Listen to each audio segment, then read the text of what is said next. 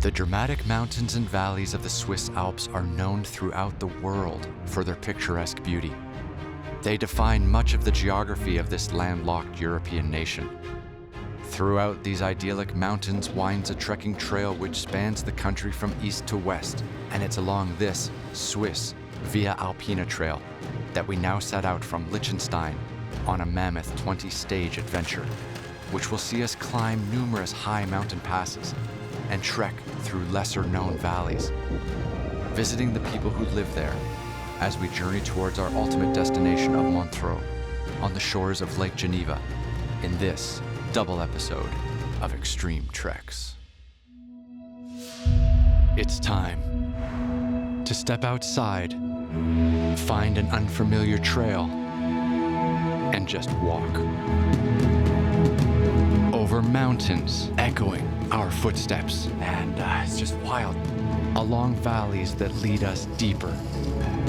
Every day we're getting to see something totally different. Amongst cultures, their color, and customs. So all very fresh and very new. With friends we meet along the way. Weathering the elements that shape all. To look out at the world and find it looking back. Join me, Ryan Pyle, as we embark on a new series of adventures in these Extreme Treks.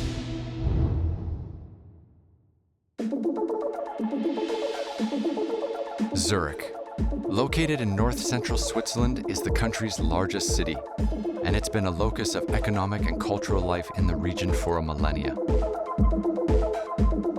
Named Turicum by the Romans over 2,000 years ago, it's a city with a long and rich history, although always keeping a finger on the pulse of the modern world. Today, despite its small population, it's established as one of the most important financial centers in the world. It's also an important industrial center and a crucial hub for the nation's transport networks, hosting the country's busiest airport and rail station.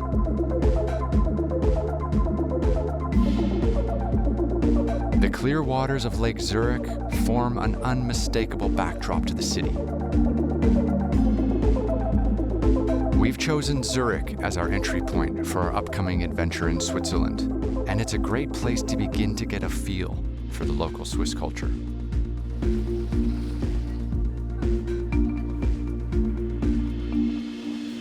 I can't believe how lucky I am at the moment. I'm here in Old Zurich, just kind of wandering the streets, looking at everyone shopping and enjoying a lovely afternoon. And I'm gonna get the chance now to do the Via Alpena Trek, which is the Cross Switzerland 20-stage, 390-kilometer adventure trek that goes right across the entire country from east to west. And I cannot wait to get started. But until then, I'm gonna continue exploring.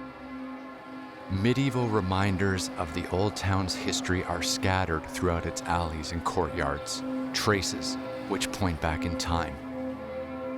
The lakes and landscapes around Zurich also tell the tale of a much older story, one of tectonic dramas, ice ages, and the formative forces which sculpted this landscape. To learn more of this natural history, we reached out to Zurich-based glaciologist Matthias Huss. Of course, I'm a glaciologist. I think it's amazing to be in a glacier-shaped country. I mean, we have many of the features that we see, even here in Zurich, are due to glaciers. First of all, we have the formation of the Alps as a whole. And this happened maybe 60 million years ago by the collision of the African plate and the Eurasian plate. And this formed a mountain range, and mountain ranges, they attract snow. Because it's cold, the snow stays there, and therefore glaciers form. And during the Ice Age period, we had many Ice Age cycles where the glaciers built up, run down the valleys, and therefore eroded and shaped all these landscapes we see here. So Switzerland is basically a glacier-shaped country. Where we are staying right here, we had glaciers 20,000 years ago. They terminated right at this place, and then they have gone away. But still, we have the glaciers up in the mountains where we can go and visit them in reality. This is exactly what we are planning on doing as the Via Alpena, our cross-Switzerland trek, will take us through the heart of the Swiss Alps, where these glaciers can still be found. Before setting out, we want to learn more about the trek itself from someone who has walked it before us. So we sat down with television personality Nick Hartmann. The scenery we live in is the most beautiful TV studio we have. That's very special, I think, for all Swiss people, that we're very proud of all the mountains we have, the landscape, the scenery. They founded the Via Alpena in 1999, more than 20 years ago, but no one knew it, to cross the whole country, and just by feet. You can take the car, and it takes 3 hours to do that. 3 hours, yeah. But you can go by feet, and it takes you more than 19 days in your head. It's more. To see every little bit of this country, you will find the nicest valleys and peaks and hills and passes, very unknown spots in Switzerland. It's like a travel around the world, but in your whole country. That was my experience. You have to do your own experience. All I can say is enjoy it, enjoy every day, enjoy the rain as much as the sun. You'll experience that Switzerland is more than just chocolate and watches. There's a whole world in this small country.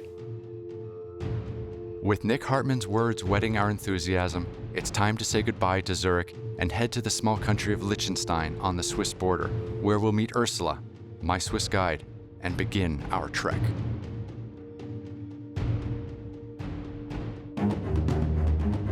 In 2017, the desolate volcanic expanses of Iceland were the setting for a previous Extreme Treks expedition. Our guide through these windswept landscapes was Ursula Geiger, a Swiss national, and we had an unforgettable adventure together. We had great fun. We experienced so much. We were crossing rivers together. Well, the current's a little stronger here. Sinking down in the mud. This is quicksand. Oh my God. She led me through hidden gems of a country she's come to know like the back of her own hand. This is Icelandic weather now. So windy. Actually, it's really cold wind today. And who better to join me on our upcoming adventure through Switzerland than Ursula, rediscovering her own country. It was tough with the wind, but we never got the snowstorm. She was looking for snow. I was looking for snow. Our Via Alpena trek across Switzerland will begin in Vaduz, Liechtenstein, on the Swiss border. From there, we'll cross the Rhine River to enter Switzerland and we'll walk our way westwards through the heart of the Swiss Alps, over mountain passes and through towns and hamlets, which will define the start and end points of the 20 stages leading towards our ultimate destination of Montreux on the banks of Lake Geneva.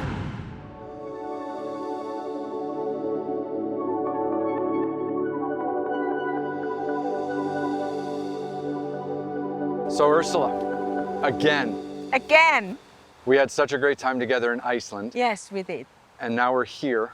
Let's do it again, and it's so much fun to welcome you here to Switzerland, Thank or you. now Liechtenstein. Yeah. The plan is to walk through Switzerland, the whole of Switzerland. How many people can walk across their country? The funny thing is Switzerland is very small, so you can walk through it by kilometers, but you have to do so many meters up and down because of the altitudes. So at the end you walk much further than you think in distance. Okay. I'll count it. I'll tell you at the end how many meters we did altogether. Okay, and I'll tell you how many aches and pains I have, and we'll see if they match up. Yeah, yeah. The Rhine River marks the Swiss border, and beyond it, the mountains we'll soon be heading into.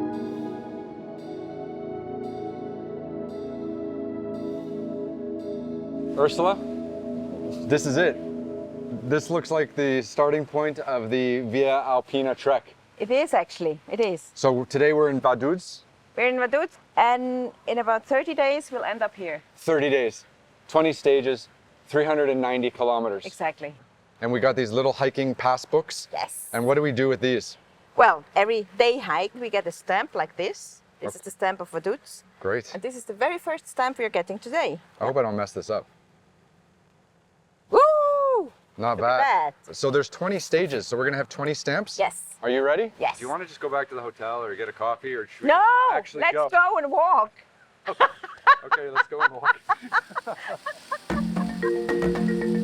Our first steps are to cross the Rhine River via an historic wooden footbridge to begin our walk in Switzerland. The Rhine River is one of the most important rivers in Europe, beginning in the Swiss mountains and flowing along the borders of Liechtenstein, Austria, France, and then through Germany and the Netherlands and out into the North Sea. The hike this morning was actually flat because we walked basically through the Rhine area, and the Rhine is like a big flat valley. The village we're in right now is Altdorf, and we still have about 2 hours left until we get to Sargans, and that's the day today.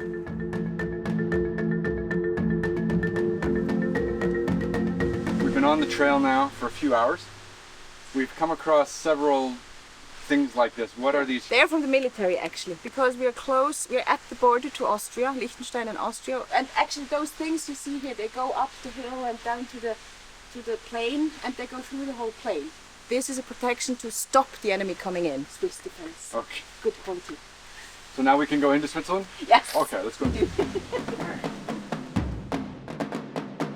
We pass barricades and bunkers from World War II built into the mountainsides, but soon we come to a more modern piece of infrastructure.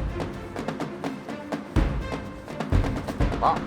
The Swiss even build tunnels for hikers.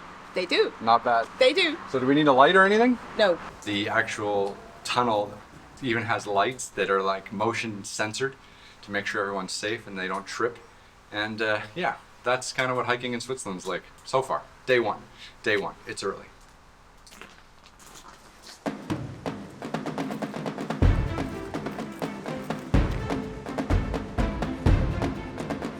It feels just so amazing to be here in Switzerland and to be trekking the Via Alpena with my good friend Ursula.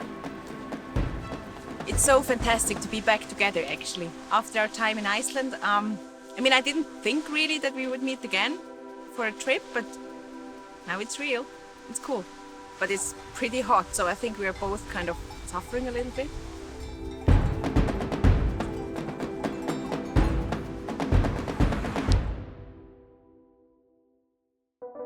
Sargans marks the end of the first section. A 13th century castle overlooks the town, as do the mountains that climb high above the wide valley we walked to get here. Our trek now takes us away from the Rhine Valley and up a smaller one deeper into these mountains towards Weisstannen. In Switzerland, the hiking trails are really well marked. We just are going into the mountain world now, and we had those yellow signs up to now. This sign, it changed now, we see it for the first time today, because we are going higher and higher up. This sign means it's a mountain trail. You know, walking the Via Alpena, it's incredible. As you start to get up, you can start to see your trail and how far you've come. I mean, I can see Sargans down in the valley, and then around the valley to the left is Liechtenstein, where we started just yesterday morning. This area here, it's one of the highest all year round inhabited areas in this eastern part of Switzerland. We are above 1,000 meters height, which is, you know, in wintertime when there's a lot of snow, quite tough. And it's very rare that you have churches that high up. Normally they are down in the valley. I think what is really charming here is the chapel itself. It's very old actually, and the view behind. During the winter months, these hills are covered in snow, and life generally migrates down the valleys between the mountains which begin to rise high around us. Farming is an important livelihood for the people here, and in the warmth of the summer, there's much work to be done. Literally making hay while the sun shines so that there will be enough feed for the animals to last the long winter months when the sun will pass quickly over these steep valleys.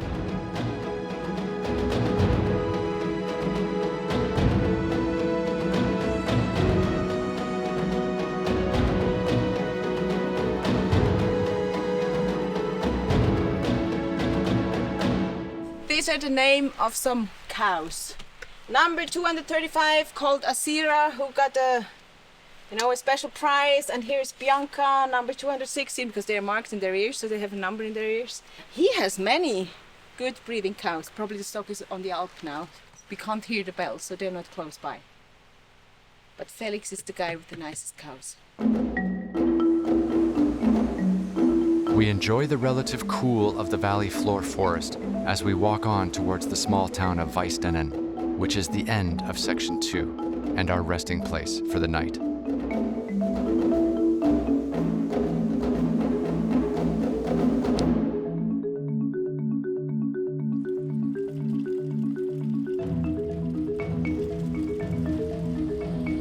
Picture-perfect houses of stone, brick, and wood are often clad in wooden tiles and decorated with flowers, very neat and trim. We reach our lodgings for the night, take off our boots, and enjoy the end of day, light and clouds playing on the hilltops around us.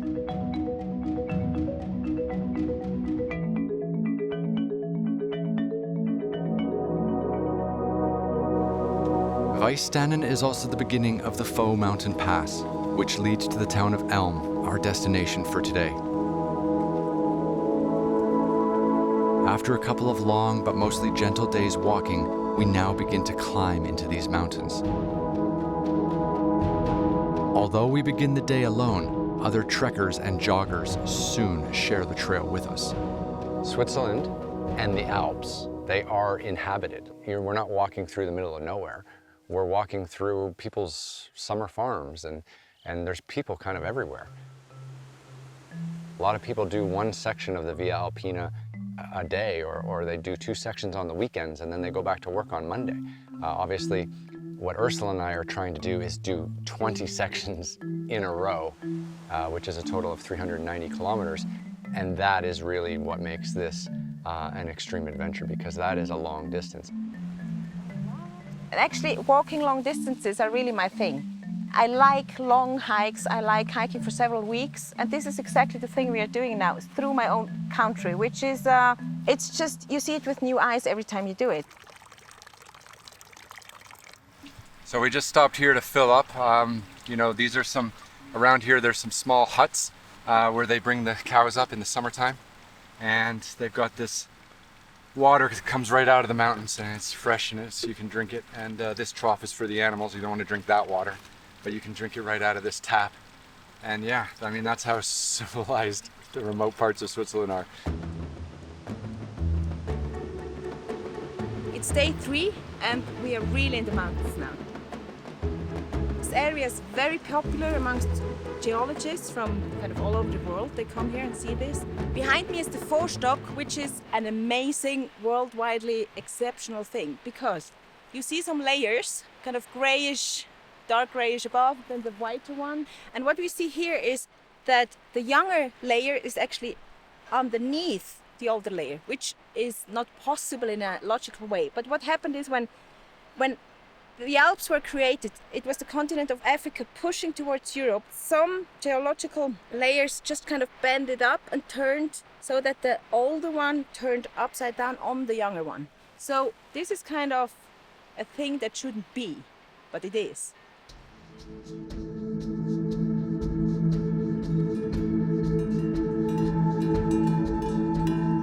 Soon, the jangling of cowbells accompanies our walk.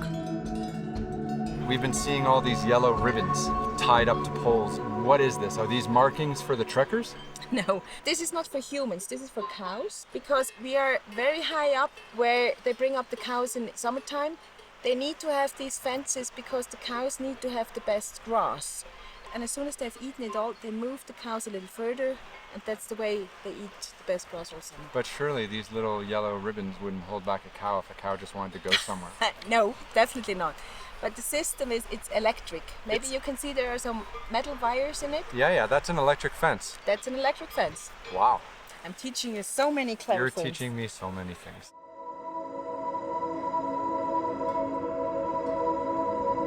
Cows cease their grazing and relax as the day continues to heat up, whereas we keep pushing for the pass. And around us, the mountain views grow more expansive.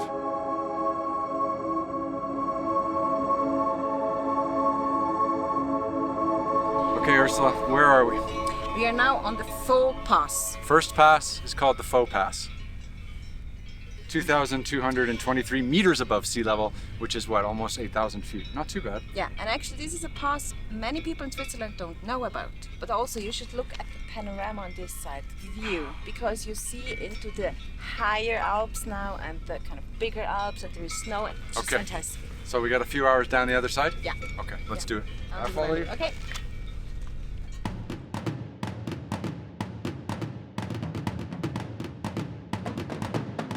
Although it's a steep descent, the spectacular scenery is enough to make us forget our sore feet. Approaching the town of Elm, the mountains surround us in every direction. This trip just got serious. We went from Weißtannen up to the Foopass and then down to Elm. And that's stage 3 of the Via Alpena. And it was about 14 kilometers, but it was 14 kilometers like this and like that. And that was a wake-up call.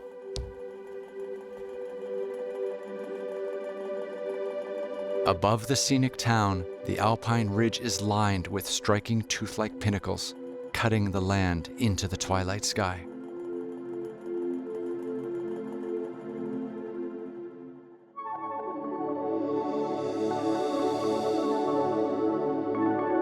White clouds billow and disappear into another expansive blue sky. We wake and begin our day setting out from the town of Elm. Above the town, houses and fields are interspersed with spruce, fir, and pine trees, which grow on the lower slopes of these mountains. So today we're headed to Linthal, and we've got a high pass somewhere ahead of us. And then we go down the other side to Linthal, and that's our village that we're going to try to reach tonight. So again, the signs are posted, and that just allows you to sit back, relax, and enjoy the stunning nature.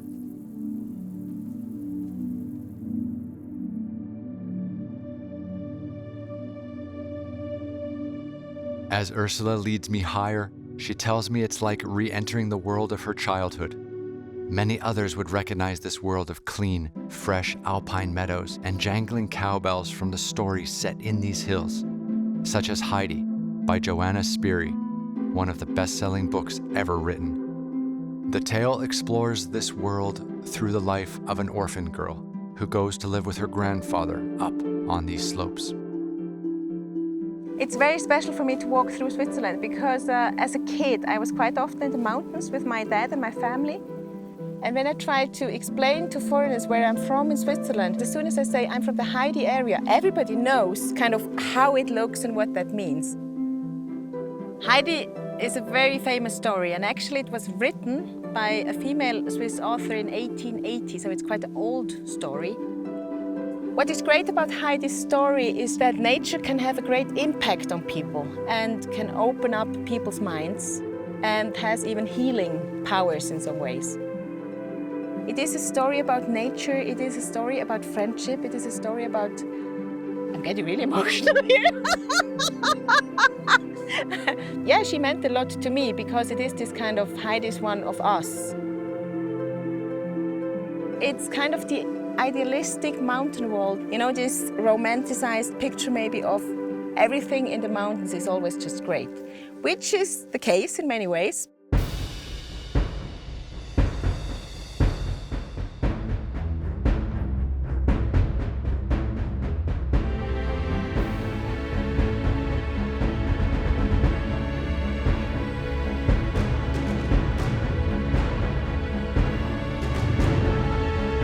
By mid-morning, we've left the pasture lands far below us, and we've climbed into a world of sheer granite and open skies.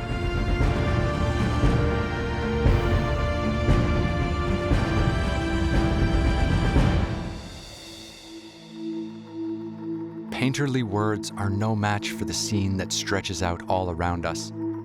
Above us, we can see the final section of the switchback track up the shale alpine slopes to reach the pass. But this view is an invitation to pause and let it all in.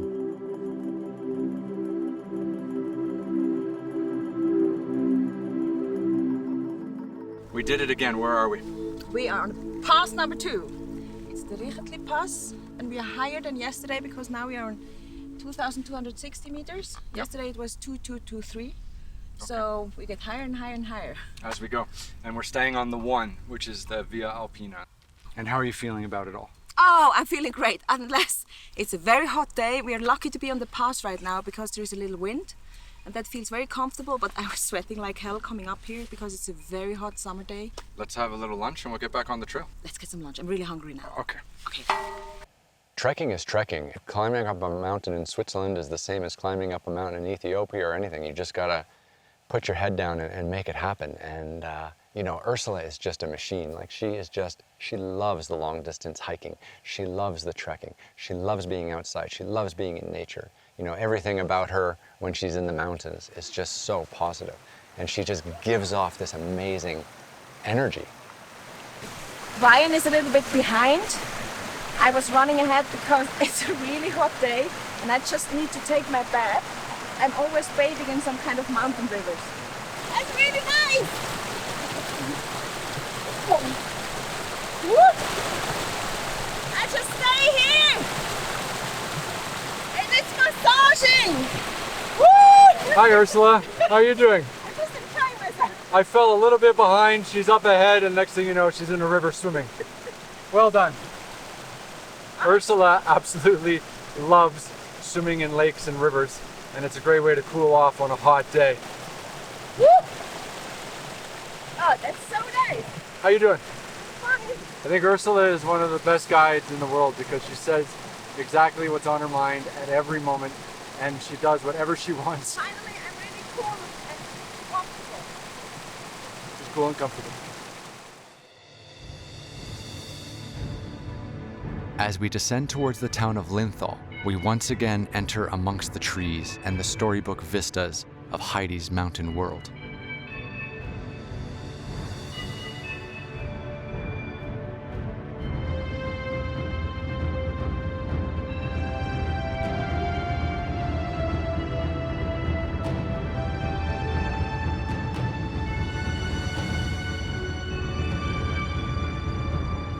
Well, we're above the tree line and the landscape is completely changing. And if I was a betting man, I would say it's probably going to rain.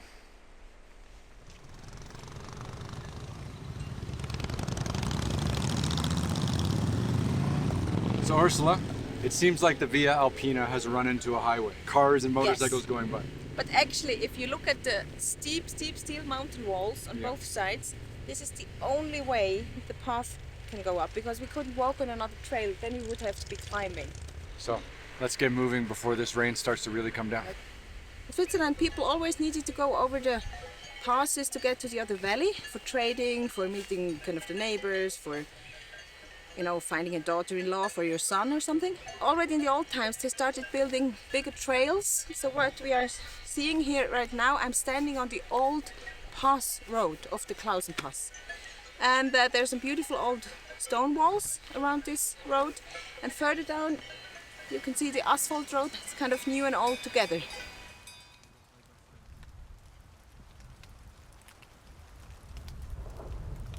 We've had 4 perfect days of weather here in Switzerland thus far, and on day 5 we just got torn apart by this rainstorm. But we are at the Klausen Pass. This is the end point of stage 5. We did it.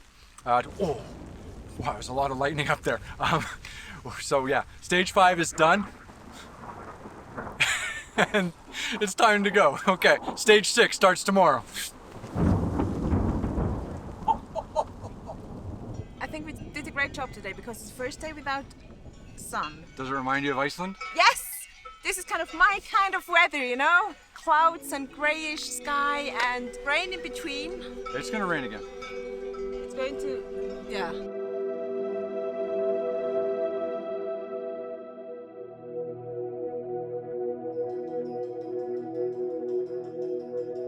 Today is stage 6, and we just came off the Klausen Pass. Switzerland in the summertime is a pretty warm country, and to be up at altitude, to be up in the Alps, on the kinds of foothills of these snow-capped mountains is spectacular. Every day I just kind of wake up and look around at the scenery and pinch myself. And then, you just get on the well-marked trail and you do 15, 20, 25 kilometers, and then you're at the next destination.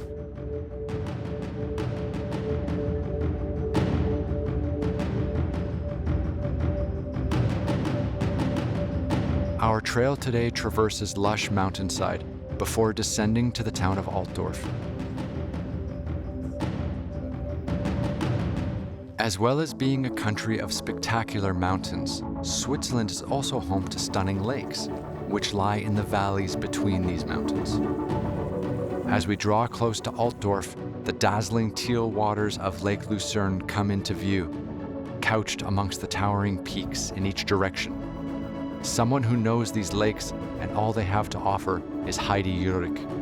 She learned to windsurf on them and now holds world speed windsurfing records in several categories. People who just want to go into this lifestyle and do some sport on the water, it is a perfect place. We have so many lakes in Switzerland and they are in each direction, so for each wind, a perfect lake. Normally we have wind in the afternoon, so we can go windsurfing, and if there is no wind, for sure we do some biking, hiking, climbing, trail running, so all sports where you can do outside, I'm going to do. And in wintertime as well, skiing and snowboarding for sure. Yeah. This is just the best country in the world to do things outside. Yes, Yeah. yes, exactly. Yeah. I And don't this is like lovely. gym, so. I was born in Steinen. It's close to this area here, but not on the lake. 2012, I started windsurfing. Did you have ambitions of being like a competitive athlete? at No, it? no, for Or was sure it just not. like, I want to go out on my day off and windsurf? It was more just going out and just going on the water with all the other guys. And then when do you decide to enter your first competition? In 2013, the brother of my boyfriend said, come on, let's do this speed event. It's in Namibia. Namibia is a famous place for... Yes, for speed windsurfing. But you're just like an amateur. Yes. And he wants to bring you to a speed event. Well, not me. He wanted to bring his brother on Okay. this speed event. And I said, okay, guys, I'm going to join you. And they looked at me and I said, well, not just competing, but just, I want to show you, I want to see it. Yeah. And they said, okay, you can do it, but there is a wind like 80 to 100 kilometers per hour. But if you want to try, do it. Wow. So And then- I did. And I saw the guys going down this channel with this speed. And that was the point. I knew this is my next goal. How was that first time of you being out in like real wind? It was crazy because I was alone in this big bay with this wind, but I tried it and it works. And it Yeah. works? Yes. Just clicked? Yes. Windsurfing speed is not like windsurfing on a lake here in Switzerland. It's totally a different thing. You are on a board which is 33 to 40 centimeters wide, so it's like a water ski. And you cannot practice here in Switzerland, so no chance. That's because there's no place in Switzerland to Yes, go that yes. fast. Well, my first speed competition was then in 2015 as well. Until then, I never tried this speedboard, so I have to learn it on the competition. Really? And yes, that was really crazy. That's terrifying. It is, yeah. And everyone was saying you are just stupid, but I wanted to try it, and I Right. did it. I didn't have a goal or something like that. I just wanted to try it and just wanted to do it. Right. So you were happy with last place? Yeah, all fine. For me, it was amazing. It was just a speed rush. It was really fun as well.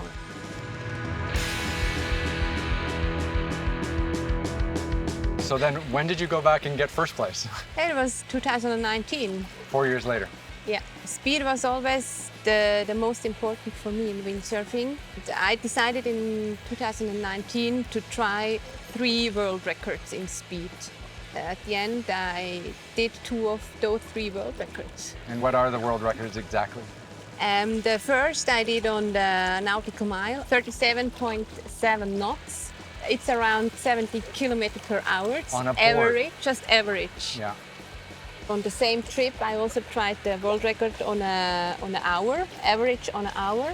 And at the end, I did 45 kilometers per hour, average on an hour. The third, I wanted to do the third record in Namibia, again, on this speed channel. Yeah. But I missed it by 0.2 knots at Okay. the end. It's really nothing. Yeah. There, the top speed was over 90 kilometers per hour.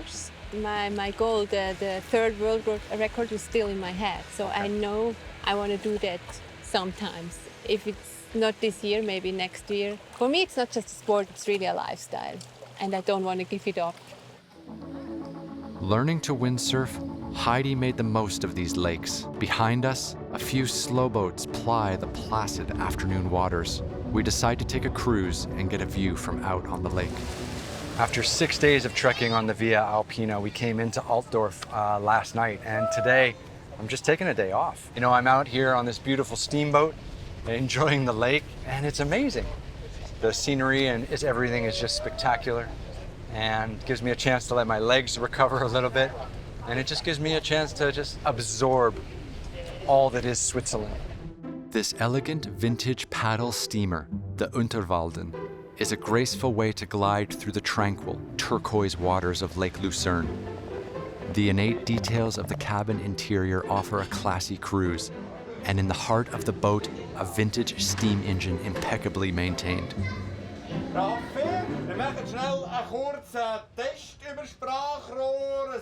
Modern and old technology work side by side. The captain runs the boat much as it has been done for more than 100 years. Super, ich verstehe dich auch tipptopp. Super, danke schön, merci. Merci.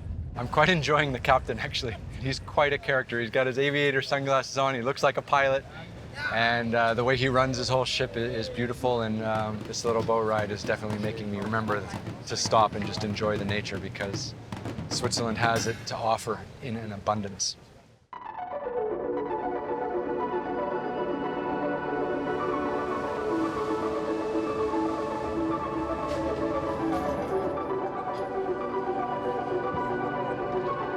Walking through the town of Altdorf, history surrounds you in the architecture and monuments. Above the streets, traditional banners fly, the coat of arms for the canton of Uri and the town of Altdorf. Yet the town has a lively and busy urban center with places of commerce and cafes housed amongst these traditional streets. Altdorf has also played an important role in the life of the Swiss nation. One story in particular that has grown to legendary status through the ages is that of William Tell, and he is honored here with his own museum. The story has it that William Tell, a bold and proud mountain man, earned the ire of foreign powers by refusing to bow to them. He and his son were to be executed unless Tell shot an apple rested atop his son's head with a single shot from his crossbow. Tell succeeded in doing so, and after more twists and turns in the story, ignited a rebellion in the population which led to the foundation of the Swiss Confederacy.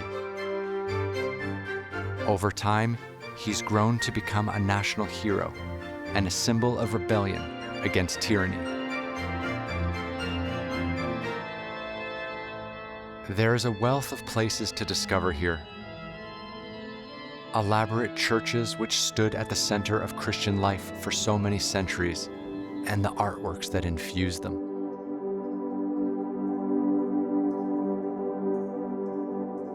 But our time here is brief, and tomorrow we are back on the trail. So we turn in early as the last of the daylight fades over Lake Lucerne.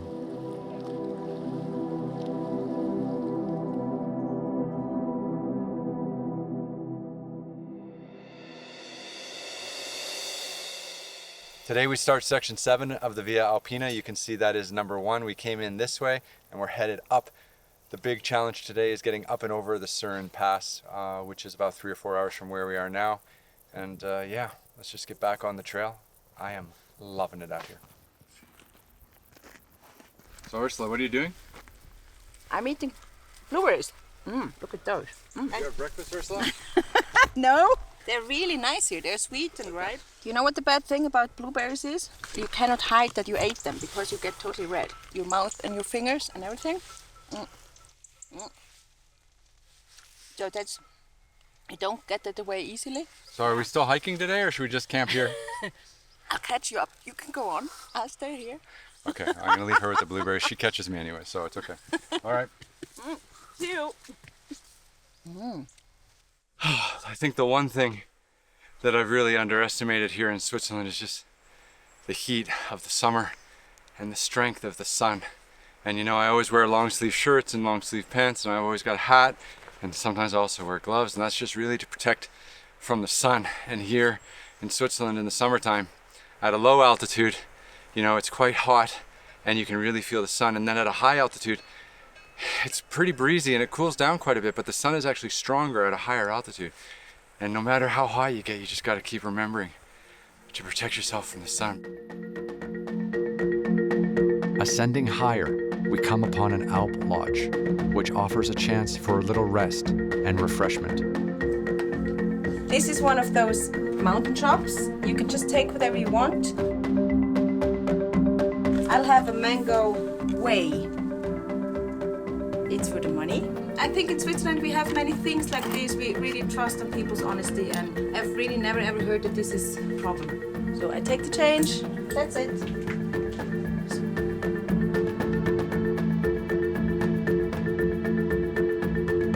Stocked up with food for the trail, we begin to climb higher into the isolated regions of these mountains, and the day begins to cool off. The weather forecast in the mountains can change so quickly that you have to be ready at any time to get heavy rain, and basically we might have to hide at some point and not be in an open space. The difficult thing in summertime is there are these really hot days and the clouds appear in the afternoon, and all of a sudden it can go very quickly and you have a heavy, heavy thunderstorm. Just as Ursula described, clouds begin to billow above us, and soon rain starts falling.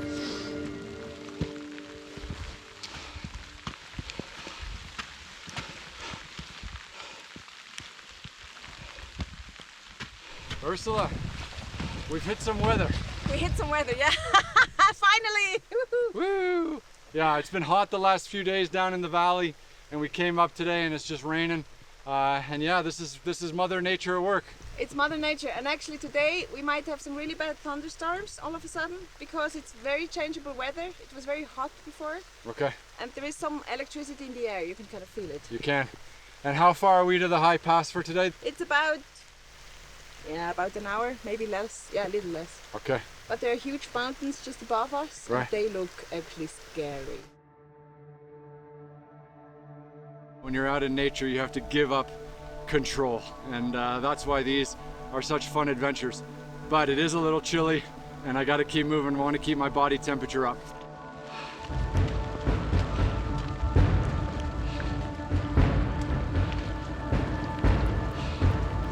About a half an hour later, we could hear just lightning crackling, and it felt like it was on top of us. That was terrifying. So, you know, we all just kind of squatted down, threw our bags on the ground, kept our space from each other. You ever seen an idiot with a GoPro get hit by lightning? Today's the day. Eventually, kind of the lightning dissipated and the rain slowed down a little bit. So we carried on. And as we got closer to the high pass, the wind just picked up, the rain just picked up. And then before we knew it, we were in a full-fledged hailstorm, and it was unbelievable. We're in a hailstorm! Hailing! It's hailing like hell! And we're on top of the pass!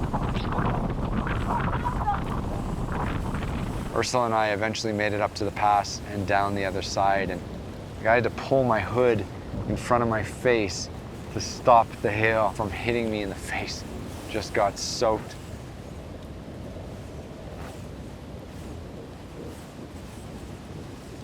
You cannot control adventure, and when you're out in the wild, you just have to kind of hope you've prepared enough to manage the risks. To get caught up in that hailstorm today, in that chaos, even if you're in Switzerland and even if you're at relatively low altitudes, mountains are still mountains, and Mother Nature does control all. And today was definitely a humbling reminder of that. A Wednesday! We are totally soaked! I think the goal in life is to put yourself out in these places. Put yourself out on the edge a little bit and see how it makes you feel. And if you love it, you go out and find another one. And if you hate it, at least you tried it and you know yourself better. We actually haven't even completed stage 7 yet. We're just gonna stop at this hut, have some food tonight and relax, and we're gonna get back on the trail tomorrow, and I'm just looking forward to whatever each day holds. Join us as our trek gets vertical. It's quite steep, isn't it? It's quite steep. Not bad. As we climb into the mountainous heart of the Bernese Alps with its thrilling alpine views. And then on through storybook valleys and deep forests, getting a taste for the life in these regions. It's really good. Isn't it? Yeah. On our way towards the endpoint of our Via Alpena trek on the shores of Lake Geneva in the next episode of Extreme Treks. All right. Oh, fuck. I'm shattered.